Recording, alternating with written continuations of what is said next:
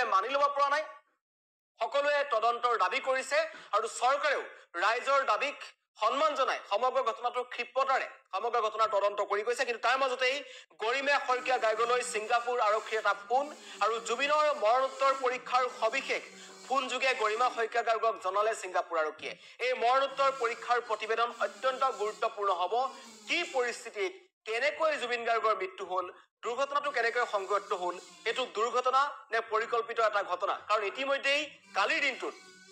CIDয়ে BNS 103 যেটো section লগাইছে এটো এটা হত্যাকাণ্ডৰ এটা ধাৰা তাৰ পৰা এটা কথা স্পষ্ট হৈছে যে এটো এটা সাধাৰণ দুৰ্ঘটনা নহয় এটা পৰিকল্পিত কিবা এটা ঘটনা আছিল আৰু তাৰ কাৰণে ছিংগাপুৰত হোৱা মৰণোত্তৰ পৰীক্ষাৰ প্ৰতিবেদনখন অত্যন্ত গুৰুত্বপূৰ্ণ হ'ব আৰু মৰণোত্তৰ পৰীক্ষাৰ প্ৰকৃত প্ৰতিবেদন ভাৰতীয় উচ্চায়ুক্তৰ জৰিয়তে প্ৰদান কৰাৰ কথা গৰিমা শইকীয়া গাৰ্গক জনাইছে ছিংগাপুৰ আৰক্ষীয়ে